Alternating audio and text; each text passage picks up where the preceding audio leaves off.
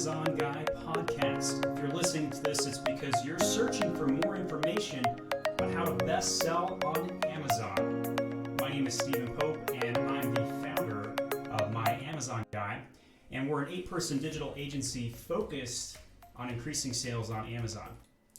We've helped more than 150 brands launch and improve sales on Amazon, and we've learned quite a bit along that journey. But learning is kind of a difficult thing to do realistically. And that's kind of why I'm starting this podcast. There's a lot of information out there. There's information overload, distractions. You know, when I was trying to figure out how to get a mic set up to shoot this podcast, it was a very frustrating process. I started Googling, what does PewDiePie use for a mic? Well, I ended up buying this nice Rode microphone, and then I got it in the mail, and I opened it up, and I realized I didn't have the right cord to plug it into the PC.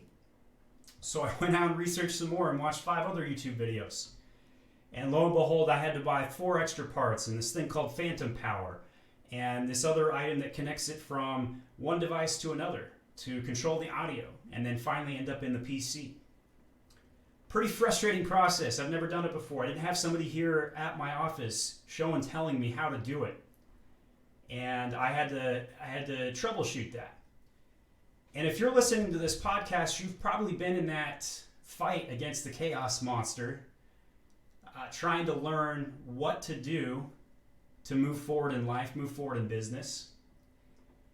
And not only do you have the complications of trying to combat the newness of it, you're dealing with your own life battles, distractions, family, politics, information overload, trying to figure out what source of information is the right place to go. And quite frankly, the longer I've been in business, the more information ignoring I've been doing. And I've been making more gut decisions. And I realize it's probably a mistake to some extent. And I try and go back to the mentors and try and poke them and say, hey, what am I doing wrong? When you're successful, it's really hard to find advice from other people. They take one look at you and they say, why do you need my advice? You're doing great. And I guess myself, I've always been trying to figure out, how do I take it to the next level? How do I increase upon what I've already done correct? How do I get righter, better? And that's the journey that I'm on. And I run a wildly successful agency. I'm going to talk in this particular podcast, I'm going to talk about my background and kind of a little bit of my life story, because I want to set some inherency for the viewer and the listener on why you should listen to me versus all of this other information out there. I'm not claiming I'm going to be your single source of information, but what I am suggesting is that I'm going to be different in a lot of ways from other sources of information. Now, obviously, I'm biased. I am peddling my own agency services. We have active 65 clients that we help grow sales on Amazon. And I'll talk about that. But I want to go back a little ways and discuss, what I've been through, my journey, my learning journey, if you will. I think knowledge is really and information is really the theory versus the practical knowledge application to actually go execute. And, I've got a YouTube channel with more than 100 videos answering technical questions with tutorials on how to do stuff within Seller Central. There are dozens of topics that I'm literally the only person on the entire internet that has a video on it. I know this because clients tell me my video was the reason that they found the answer to their source of information that they're looking for. And then they get on the phone with me and it leads to a client or a business or a coaching session. And I think that the difference between what I'm going to do in this podcast versus what I do in my YouTube videos, though, is my YouTube videos have a really big technical aspect to them. They're straight to the point. In 3 to 5 minutes, here's exactly how to do something. Here's how to change your seller name on Amazon. I'm like rank 1 in Google for that. How to do XYZ in Seller Central. This podcast is going to be tutorials, but mixed in with storytelling, inspiration, lengthier diatribes on how to move the needle selling on Amazon, because one simple video on how to go do something in Amazon is going to help you for 5 minutes get past your challenge, but it's not going to help you increase your sales from 10,000 to 20,000. That is for sure. So it takes a lot more to make the right decision. And I've been out there listening to other Amazon podcasts. You know, Helium 10's got a good one. The Amazing Seller's got a good one. They have a lot of content out there. There's a lot of good information you can find in them, but the longer somebody's got a podcast up, the more likely that they, aren't. They've already told their story. They've already really got out there and said their piece. And so I'm new to that, and I've got a different story to tell. So let me dive into that. So I went to Weber State University to get my Bachelor's of Science in Communications. I mentioned the background all the way back to this spot to help you understand my perspective. So I went to school to be a television reporter. And I loved being a television reporter, but I hated working for the news industry. What a dying industry that is. Awful, awful industry.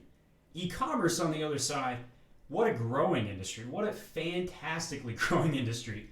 I'll talk about how I made that transition and why. Obviously because the new industry was bigger and growing and there was less competition, but a lot more to it than that.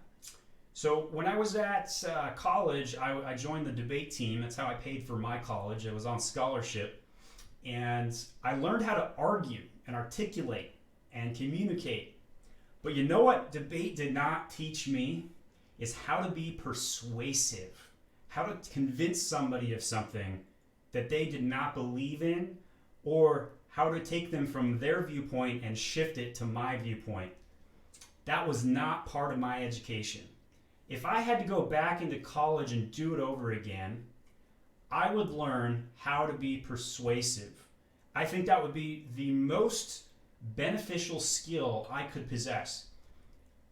And the reason why I say that skill is so powerful is because I've spent a decade of my career telling people why they should do something in their business.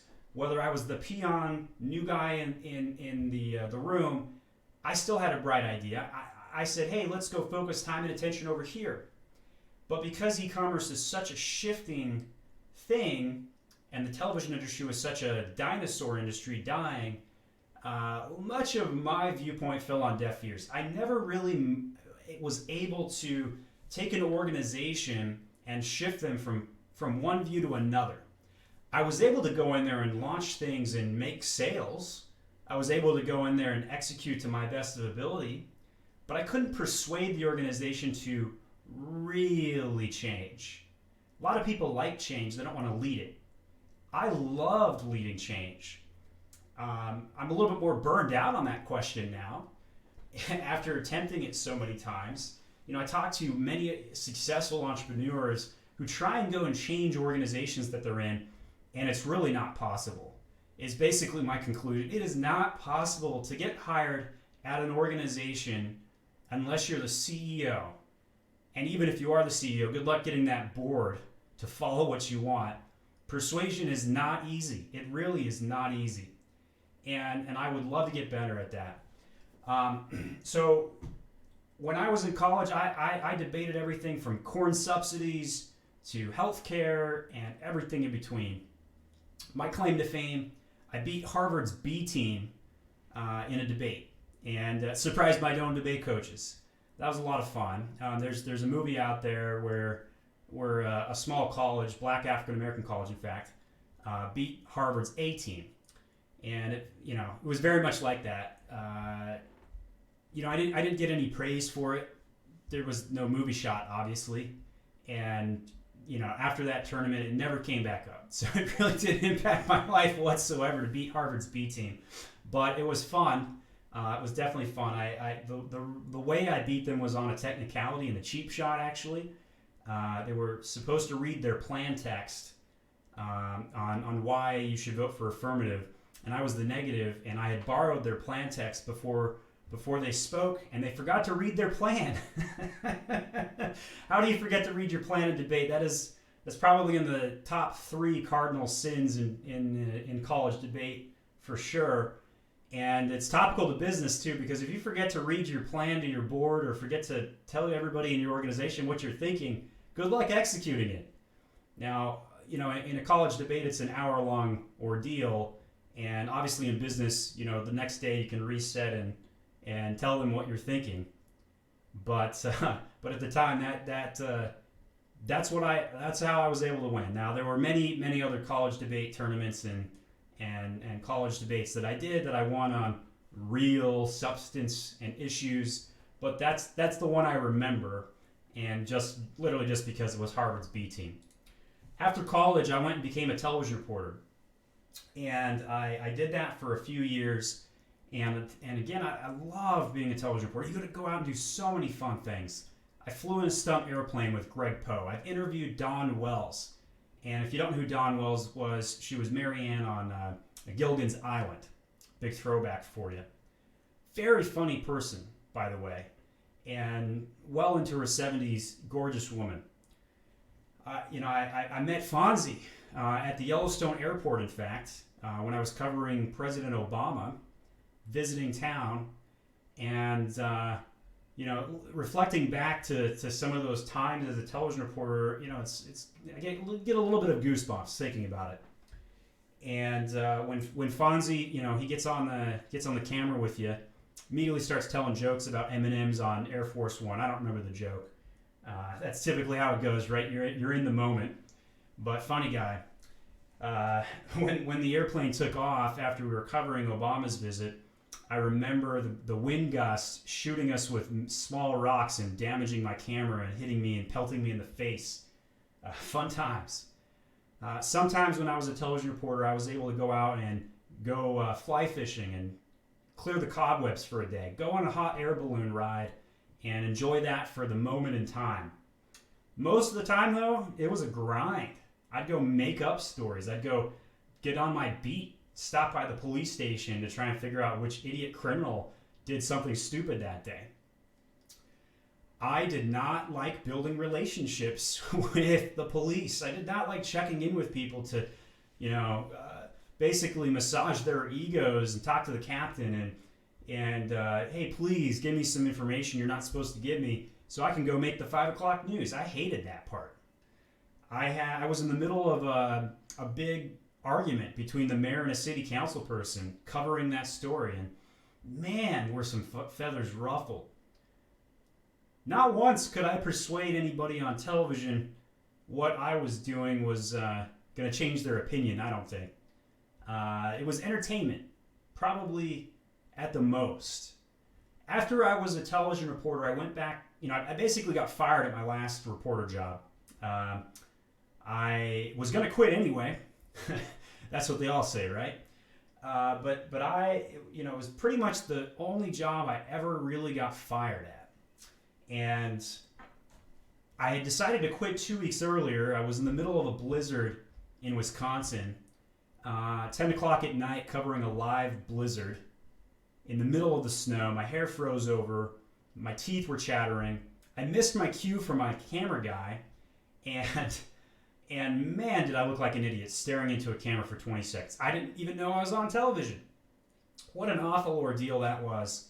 And it was at that moment in time, big moment in time for me, I said, what am I doing with my life? Why would anybody want to go outside in this blizzard and do something at 10 o'clock at night when everybody else in town, everybody else was home in their pajamas doing whatever they wanted to, or sleeping, or sipping some hot cocoa? I had made a decision at that point I was going to get out. I didn't know what I was going to do. I didn't know where I was going to end up or what I was going to do. But I had made the decision. And then a couple weeks later, I ended up getting fired because I just couldn't integrate into that particular television market after doing it for a couple of years over in Idaho. So I went back to school and I picked up an MBA. and did that at Western Governors University. It was a competency-based model, really good for me in particular. And I did that very quickly. And the moment I had my MBA in hand, I just started job hunting for a job in marketing. I decided over that course of that year transition, I was going to get a job in marketing. I ended up in an e-commerce business for the first time in my life. And my first job title was a marketing manager. For those that are familiar with the ecosystem or org charts of e-commerce platforms and organizations, a marketing manager is not an entry-level gig. I had pitched an idea. I was in over my head at the time in that particular role. And I was pitching ideas on how to engage in this new thing called Facebook.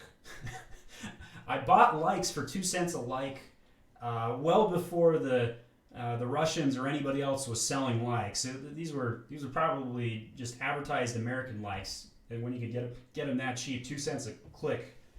2 cents a click like, if you will.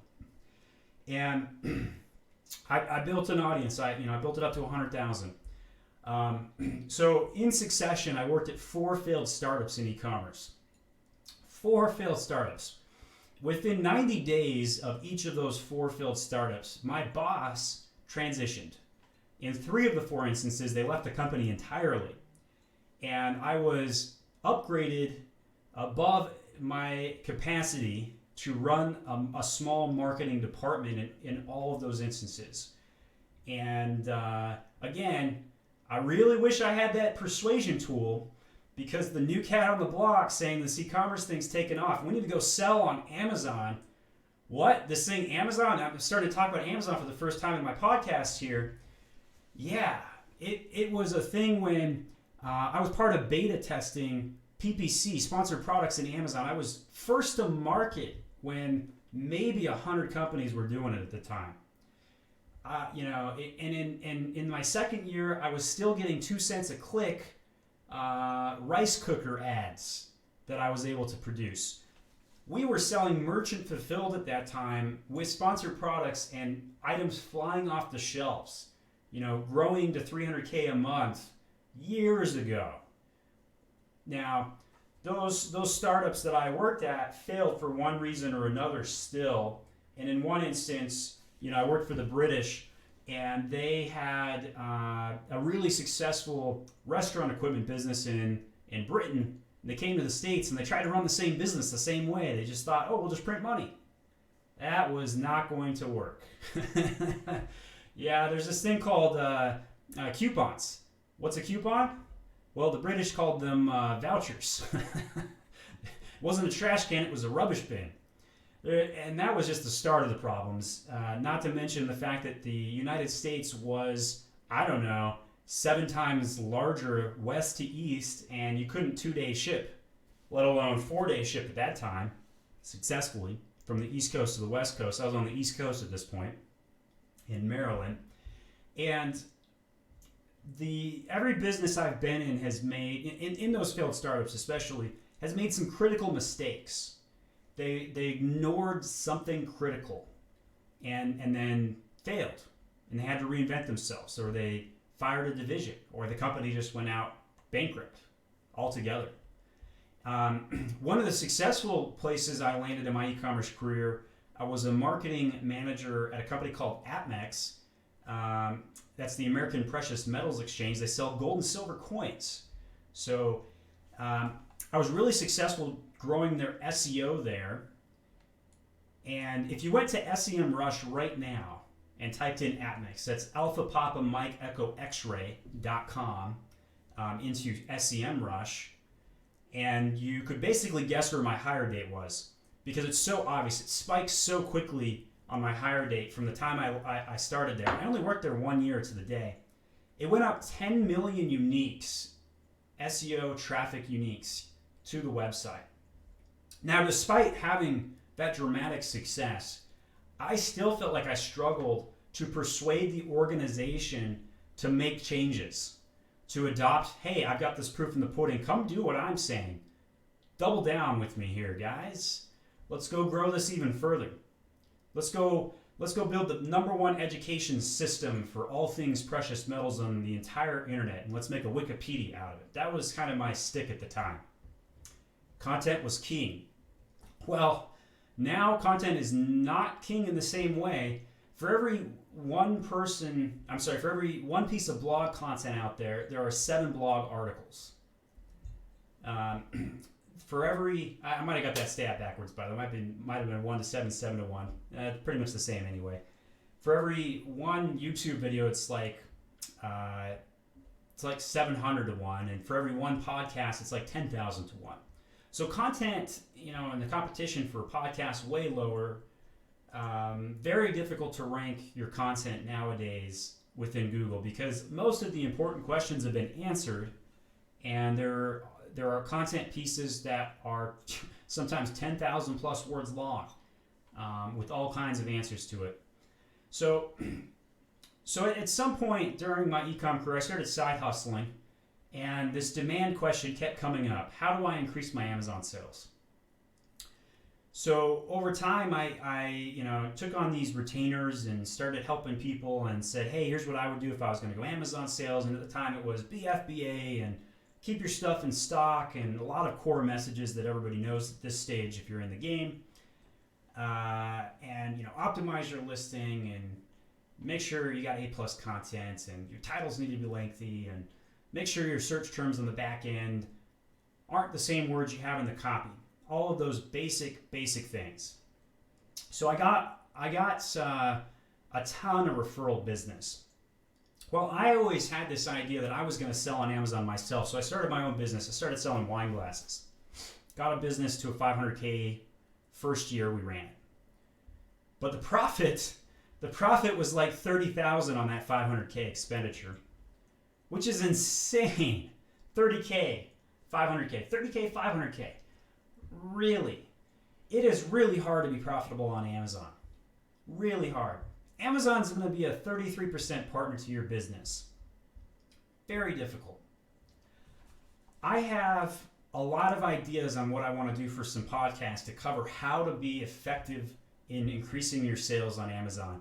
I'm going to talk about everything from how to register a trademark, make sure your brand name is a good brand name, how I think Amazon's entering the maturity phase, the complexities in selling on Amazon, and what's the impact of that. Back to that maturity phase idea, just to make sure you help me understand what I mean by that, is it's no longer just simply show up and sell. It's demanding in many new ways, and they're putting up roadblocks.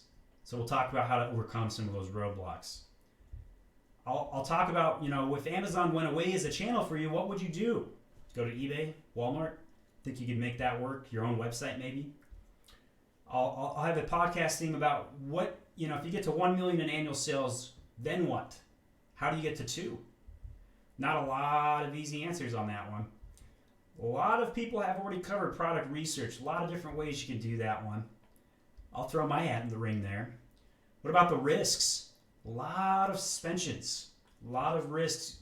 Detail page removals. What do you do about those? How do you prevent them to begin with? Can you be proactive in protecting your business?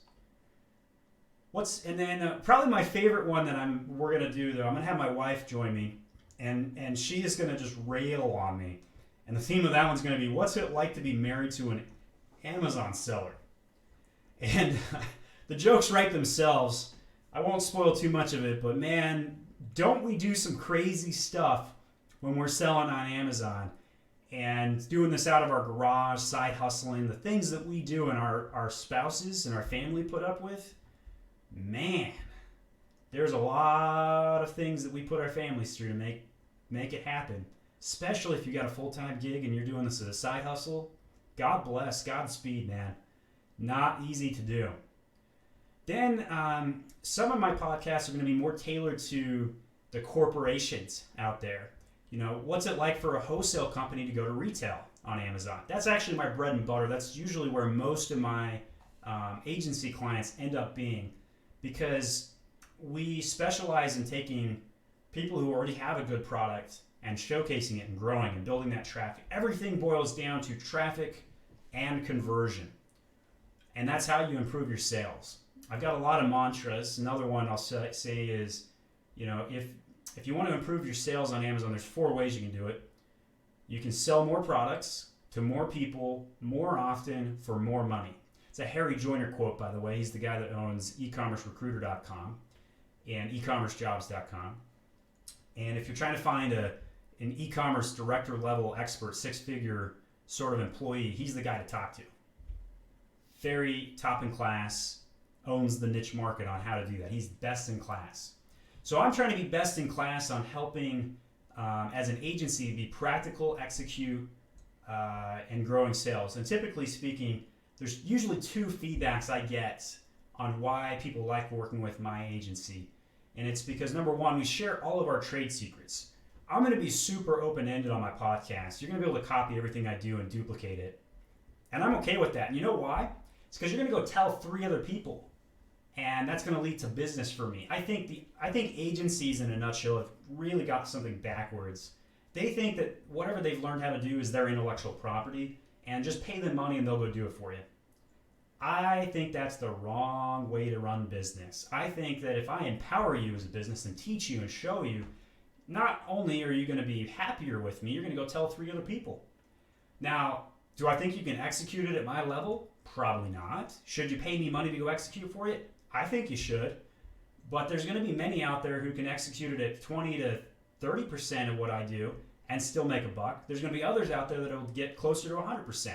Good for them. But I still think that they're going to come back and share my message and share it with others, and that's okay. The second reason why I think people like working with my Amazon guy as an agency is because we're pure executors. I have interacted with a dozen agencies this past year, 6 of which went under. And one of them even had a picture shaking hands with Jeff Bezos right on the website. They still went under.